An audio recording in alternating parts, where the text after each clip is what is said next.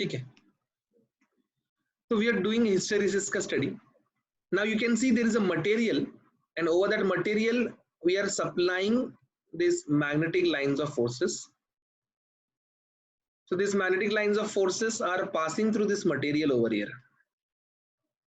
Now it's a ferromatic material. With time it would get magnetized and उसके अंदर एक magnetisation develop होगा. And let us से अभी जिस डायरेक्शन में फील्ड लगा है उसी डायरेक्शन में डिग्री ऑफ मैग्नेटाइजेशन होता है. तो ये देखोगे आप यहाँ पे इसी डायरेक्शन में मैग्नेटाइजेशन हो चुका है यहाँ पे. So you can see the magnetization taking place. So now if I plot a graph, ठीक है, अभी अगर मैं ग्राफ प्लॉट करूं क्वाड्रेंट में, ठीक है, let me plot that graph for you. तो ये सपोज हमारा यहाँ पे ऐसे, ये हमारा y एक्सिस है एंड ये हमारा सो कॉल्ड x एक्सिस है. ऐसे y एक्सिस और x एक्सिस हमने ले लिया.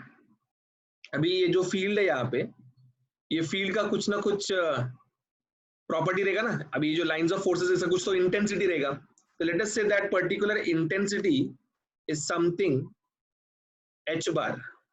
h बार का इंटेंसिटी है. तो x एक्सिस में हम लोग h बार प्लॉट करेंगे एंड वो h बार की वजह से इसके अंदर कुछ तो एक मैग्नेटाइजेशन आएगा मैग्नेट की मटेरियल के अंदर. तो late us say that is b बार. तो y एक्सिस में हम लोग b बार प्लॉट करेंगे. समझ रहे हैं? तो ऐसा h बार और b बार ऐसा दो चीजों का प्लॉट होने वाला है. और जहां पे h बार b बार मिल रहा है वो पर्टिकुलर चीज तुम्हारा क्या कहलाएगा, ओरिजिन कहलाएगा, ओ. तो इनिशियली जैसे ही मैंने फील्ड चालू किया तो it started magnetising that material and उसके बाद में मैंने क्या किया, फील्ड को धीरे धीरे बंद कर दिया. अरे ये जो मैग्नेटिक फील्ड है इसको मैंने बंद कर दिया. तो initially when I started that field, जब मैंने मैग्नेटिक फील्ड चालू किया तो ये मैग्नेटाइज होना शुरू हुआ बॉडी और ये कुछ इस तरीके से ये कर्व बढ़ना शुरू हो गया. कर्व कुछ इस तरीके से बढ़ा, एकदम रैपिडली बढ़ना शुरू हुआ. एंड कुछ टाइम के बाद में मैं एक्चुअली कितना भी फील्ड छोड़ूंगा ना तो वो फील्ड का इंटेंसिटी बढ़ रहा है बट मैग्नेटाइजेशन नहीं बढ़ रहा है. तो वी कैन से ये जो यहाँ पे एक पर्टिकुलर पॉइंट रीच हुआ है, this particular point over here, it is nothing but a point, we can say point A. ये सैचुरेशन पॉइंट है रे, क्योंकि इसके आगे वो मैग्नेटाइज नहीं हो रहा है. Getting it? इसके आगे मेरे को मैग्नेटाइजेशन देखने नहीं मिल रहा. क्यों? क्योंकि magnetization is eminent upon V, its eminent upon volume. एक पर्टिकुलर बॉडी का वॉल्यूम फिक्स रहता है और जितना वॉल्यूम है तुम उतना ही भर पाओगे उसके अंदर. अब जैसे कि 2 लीटर का बॉटल है तो पेट्रोल पंप पे जाएगा तो पूरा पेट्रोल पंप भर के ला सकता है 2 लीटर की बॉटल में? नॉट पॉसिबल, क्योंकि 2 लीटर का बॉटल की कैपेसिटी 2 लीटर है तो सिर्फ 2 लीटर ही पेट्रोल ला सकता है उसके अंदर. तो एक छोटे से टुकड़े से मटेरियल के अंदर जितना कैपेसिटी तो उतना ही मैग्नेटाइज कर पाएगा उसको. तो उसके आगे का रीजन क्या रहेगा? सैचुरेशन रीजन रहेगा. तो उसके आगे का ग्राफ स्टडी करके मतलब नहीं है. फिर हम लोग ने वापस से उसको डीमैग्नेटाइज किया, मतलब हमने क्या किया, फील्ड बंद कर दिया. तो जैसे जैसे मैंने फील्ड बंद किया आई वाज एक्सपेक्टिंग कि वही कर्व रिवर्स में फॉलो होगा, but to my surprise what I saw was ये पॉइंट शुरू तो यहाँ से हुआ बट ये कुछ खत्म यहाँ पे हुआ आके. Getting it? You would see ये कुछ इस तरीके से यहाँ पे खत्म हुआ है. मतलब even the value of h is now 0. आप देखोगे h का वैल्यू 0 हो चुका है और ये पॉइंट पे यहाँ पे y एक्सिस पे हिट किया, लेटेस्ट से कुछ पॉइंट b पे हिट किया उसने. तो ये जो b पॉइंट है हमारे पास, this point b clearly states that even after shutting off the magnetic field, you can see due to these green lines over here in the material itself, it is showing some residual magnetism. That is how ferromatic materials are. Even after cutting down the field, they still behave as magnet, and that is what is the property shown in here. यहाँ पे वो property आपको नजर आ रहा है. समझा? तो अभी मेरे को लेकिन मुझे मटेरियल मेरा वापस चाहिए. I don't want this magnet. मुझे ये मटेरियल को कभी मैग्नेट बनाना ही नहीं था. अभी वो मैग्नेट बन चुका है बट मुझे उसको मैग्नेट नहीं बनाना था, तो मुझे वापस मेरा मटेरियल चाहिए. तो can I just make this magnetism go away? Is there any possibility? तो yes, there are 2 possibility. Possibility number 1, उसको तुम गर्म करो, यू हीट इट.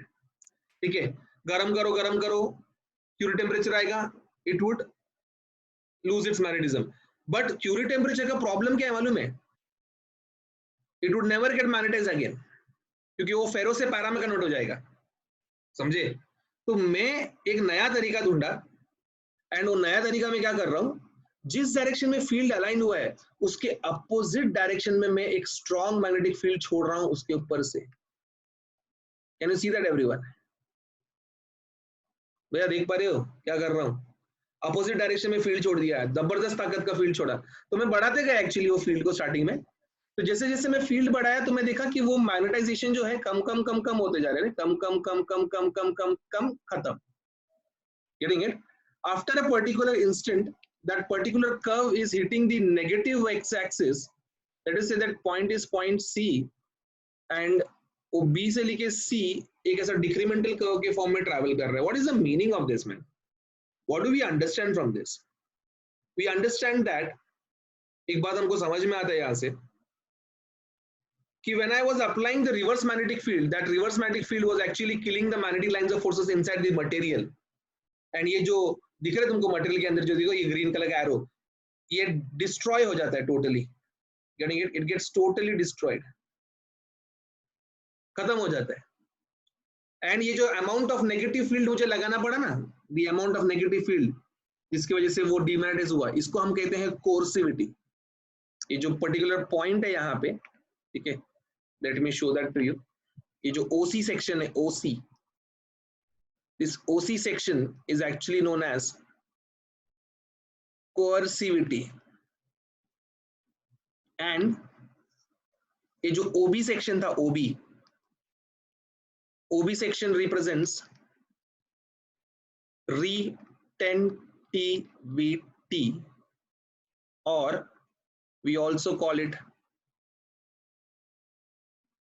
remanence. इसे हम retentivity भी कहते हैं, और we call it what? It is remanence. समझ में आई ये बात सबको? हाँ, retentivity मतलब क्या? Even after shutting down the magnetic field, कितना amount of magnetization उसके अंदर रह गया, that is retentivity, that is remanence. समझ रहे मोनिश मैं क्या बोल रहा हूँ? दिमाग में जा रहे तेरे?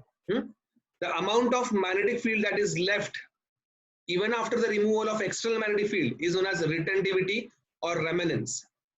And coercivity is the amount of reverse magnetic field that was applied to demagnetize that material completely and remove every single piece of magnetism from it is known as coercivity. That is the OC section. तो अभी हमने सोचा कि भाई ये अगर इतना magnetise तो हो ही रहा है, ठीक है, तो if I further continue this lines of forces तो क्या होगा?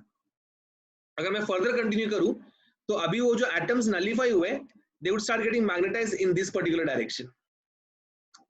समझ रहे हैं? अभी वो ये डायरेक्शन में मैग्नेटाइज होना शुरू होंगे, मतलब ग्राफ जो है मेरा, it would start taking a curve in opposite direction. ठीक है, तो ऐसे ये अपोजिट डायरेक्शन में जाएगा एंड एक पॉइंट पे जाके वो सैचुरेट हो जाएगा। सेम गेम होगा ना भाई, इधर भी वही होएगा ना, वो बढ़ेगा बढ़ेगा बढ़ेगा बढ़ेगा, फिर एक पॉइंट पे आके क्या हो जाएगा, अल्टीमेटली वो सैचुरेट हो जाएगा। तो ये ऐसे बढ़ता गया बढ़ता गया बढ़ता गया बढ़ता गया, फिर सैचुरेट हो गया एक पॉइंट पे आके। तो जिस पॉइंट पे सैचुरेट हो गया, again it would be like point A, it would be exactly behaving as point A only. तो हम बोलेंगे कि भाई ठीक है ये एरो आया यहाँ तक, बट आफ्टर ये सी के बाद क्या आएगा भाई, अल्फाबेट में डी आएगा। हम बोलेंगे the moment point D reach हुआ, it is exactly behaving like a, it is just showing increase in H, but it is totally magnetize now.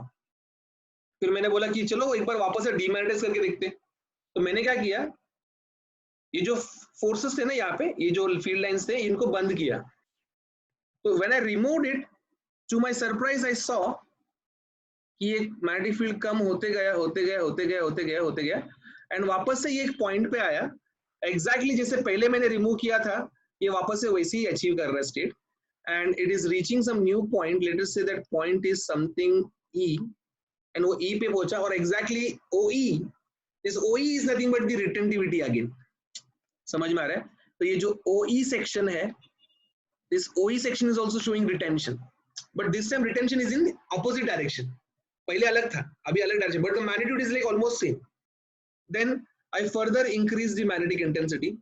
फिर मैंने फॉरवर्ड डायरेक्शन में, मतलब अभी मैंने क्या किया, अभी मैंने मैग्नेटिक फील्ड को इस डायरेक्शन में अब सप्लाई किया, तो क्या होगा, it would be acting like a कोअर्सिंग field.